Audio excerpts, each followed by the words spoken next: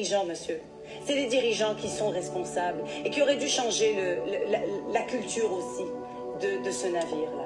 Enfin, quand un couple divorce, il y a souvent des conflits de séparation. Quand un couple se sépare, on ne retire pas les enfants en cours supérieur. On a des coachings parentaux, on a de l'aide aux parents, des psychologues, de la thérapie familiale. C'est ça qu'il faut offrir. Alors quand... Comment ça que la DPJ l'offre pas? Et c'est pour ça qu'on parle de trafic d'enfants. Parce que s'il n'y avait pas de trafic d'enfants et que c'était parfaitement honnête, bienveillant, ça serait pas ça. On vient et qu'on enlève, je pense à une autre mère, qu'on enlève sa fille parce que sa fille de 13 ans n'a pas envie d'aller passer la fin de semaine chez son père. Elle le voit régulièrement, mais elle n'a pas envie d'aller passer la fin de semaine. Eh bien, la DPJ veut placer cet enfant dans un milieu neutre. On a 3 jours de cours de déterminer là-dessus. Pourquoi? On a 3 jours de réservé d'un tribunal qui coûte de l'argent aux contribuables pour un enfant qui est heureuse, qui n'a pas besoin dans sa vie d'avoir la DPJ, qui voit ses 2 parents. Pourquoi il s'ingère? C'est comme si la DPJ veut contrôler. Mais encore, je vous ramène un moment. Où il y a vraiment un motif de compromission. Je lis le rapport, je me dis, bon, ben là, franchement... Comment ça se fait que tu as fait ci ou tu as fait ça? Et puis je lui dis, ben, allez, faire une thérapie, faites ci, faites ça. Ça, c'est pas mon rôle. C'est le rôle de la DPJ. La DPJ devrait guider ce parent, devrait lui donner les outils pour se sortir de cette mauvaise passe. J'ai une mère qui, en période de désorganisation, a appelé le CLSC. Le CLSC est débordé. C'est la DPJ qui a tapé à sa porte avant. Ça fait 1 an et demi que ses enfants sont placés. Ça fait 1 an et demi qu'elle est supervisée.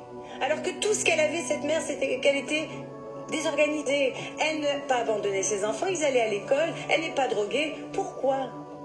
Et c'est cette mentalité qu'il faut changer. Je veux juste vous replacer, Maître Assouline, que nous devons poser des questions. Parce que non, ça fait 2 fois, ne portez pas... Laissez-moi terminer, oui, s'il vous plaît. Excusez-moi, oui. Ça ne porte pas à interprétation. Les commissaires doivent poser des questions qui, même si pour le commun des mortels ou encore pour vous, paraissent très évidentes, vous le savez très bien, pour que ce soit déposé en problème, nous devons poser des questions. Oui. J'ai tantôt fait une vidéo sur le Doc Mayou qui disait que 50 millions avaient été envoyés à la DPJ, là. Alors, écoutez bien ça. Avec beaucoup de respect, M. Potvin. Absolument, j'en suis convaincu. Merci. Alors, dernière question, peut-être, plusieurs nous ont dit qu'il manquait peut-être justement de ressources pour développer ce travail-là de soutien aux parents, aux familles. 50 millions, c'est pas assez. Les ressources doivent être mises en amont.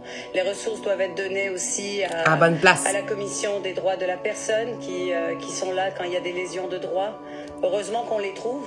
Mais non, il y a plus de personnes qui sont là pour les lésions de droit. Malheureusement, dès qu'il y a jugement dans votre dossier au niveau du tribunal de la jeunesse, dès qu'il y a ordonnance et qu'on vous a enlevé des droits parentaux, il n'y a aucun recours à la commission des plaintes ou à la commission des droits de la personne et de la jeunesse. Il n'y a aucun recours non plus au protecteur du citoyen, mais faites vos plaintes quand même. Vous devez les harceler et leur faire comprendre d'avance que vous savez qu'ils sont tellement achetés par la DPJ parce que, en fait, tous les employés de ces organismes-là que je viens de vous mentionner sont tous des employés ayant travaillé à la DPJ avant.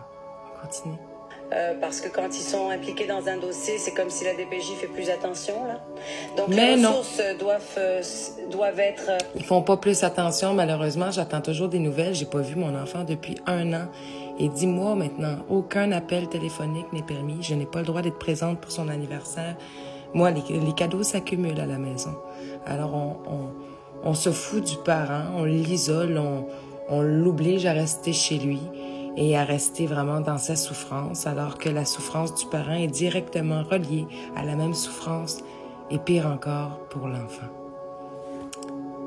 Je ne crois pas que de donner plus de ressources aujourd'hui à la machine, comme elle est, de la DPJ, va nous donner des solutions. Je crois que ça va juste augmenter le nombre de parents pris dans cet engrenage. Et voilà. Je crois qu'il faut donner ces ressources directement en service à ces parents. Il faut les sortir de l'engrenage. Il faudrait peut-être demander des statistiques sur combien de parents sont encore supervisés, combien d'années et pourquoi.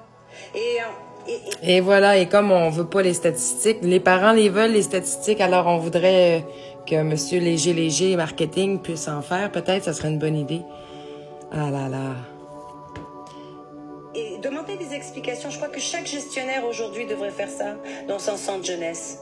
Tous les parents supervisés devraient obtenir une liste et voir qu'est-ce qui se passe. Ça, c'est ma suggestion d'aujourd'hui. Et vous allez voir que les tribunaux vont être désengorgés. Parce que rien n'est comptabilisé. Il n'y a pas le chiffre des suicides des parents ou des enfants détenus à la DPJ.